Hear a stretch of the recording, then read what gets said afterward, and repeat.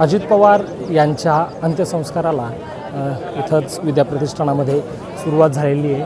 तुडुंबाचा जनसागर संपूर्ण राज्यभरातून या ठिकाणी लोटलेला आहे. अजितदादांवर निस्सीम प्रेम करणारे, निस्वार्थी प्रेम करणारे त्यांचे जे सगळे कार्यकर्ते आहेत ते या ठिकाणी जमलेले आहेत माझ्यासोबत. असेच अजितदादांवर प्रेम करणारे त्यांचे एक चाहते माझ्यासोबत आहेत. दादा महाराष्ट्रात ओळख होती दादांची की आपल्या शब्दाला जागणारा आणि निर्व्यसनी रहा हे दादा फक्त राजकारणातले दादा बघितले. सोमेश्वराच्या ह्याच्यात जेव्हा सर्प निघत होते तेव्हा हातात हाताळणारी एकच व्यक्ती होती. तेव्हा आम्ही जायचो श्रावणी सोमवारमध्ये ते निघायचे. आणि आजचे संबंध नाही, राजकीय म्हणून संबंध नाही, एक वेगळी हे होती. आता त्याच्यात काय गोष्टी किती आठवणी सांगणार आणि काय सांगणार, कारण राजकारणाला मित्र नसतो.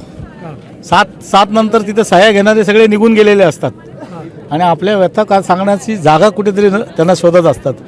आणि आज हे 25-30 वर्षापूर्वीचे आमचे तेव्हापासनाचे आहे. आज रायगड जिल्ह्यात राष्ट्रवादी सुरू करताना सुद्धा आम्ही होतो.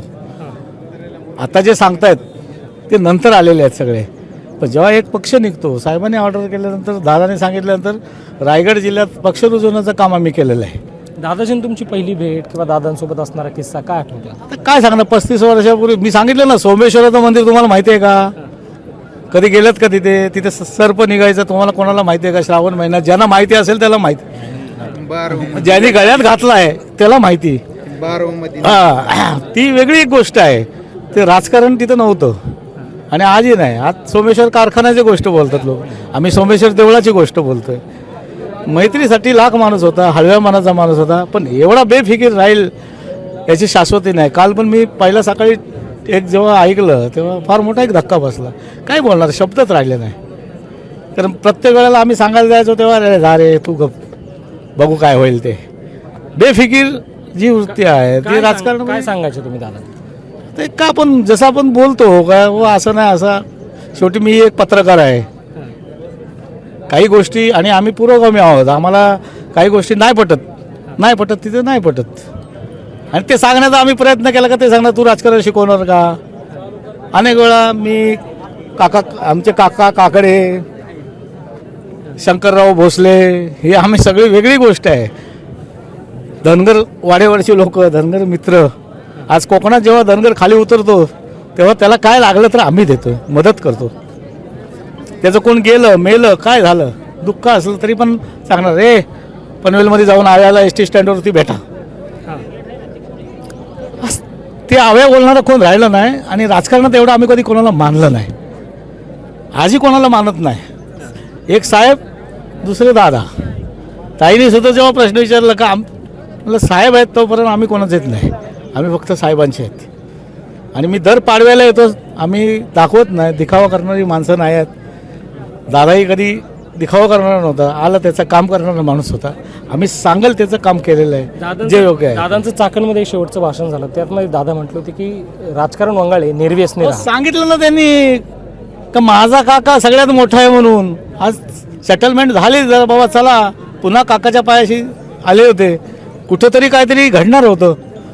पण आज ते आपलं दुर्दैव म्हणायला लागेल का एक अशी व्यक्ती जेव्हा काहीतरी काय म्हणतात त्याला प्लॅन घेऊन लोक ब्लूप्रिंट सांगतात, हा माणूस ब्लूप्रिंट करत होता. आज त्या ओसाड जागेवर तिथंच त्याला आज देह ठेवायला लागला. ज्या ओसाड जागेवर त्यांनी माळ रान पुरवलं.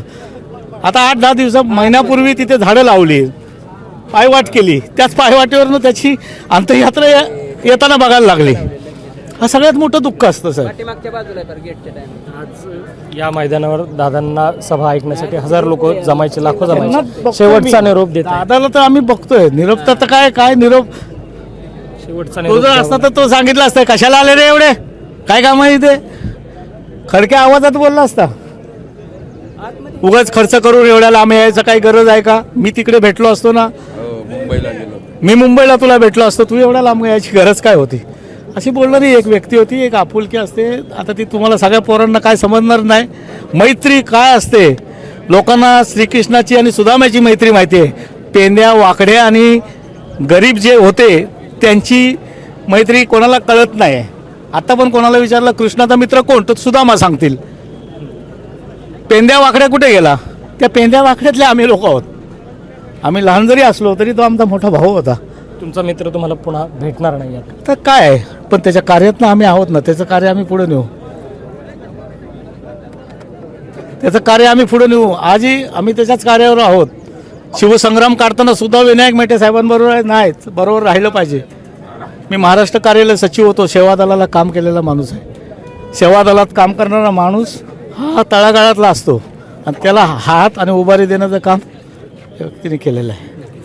अजितदादा गेल्यानंतर त्यांचे कार्यकर्ते, त्यांचे मित्र, त्यांचे कुटुंबीय ज्या पद्धतीने व्यक्त होत आहेत, त्यांना अजूनही विश्वास बसत नाही आहेत की दादा त्यांना अखेरचा निरोप देण्यासाठी आपण या विद्याप्रतिष्ठानच्या मैदानावर जमलो आहेत. Abhijit Darade, Maharashtra time online, Pune.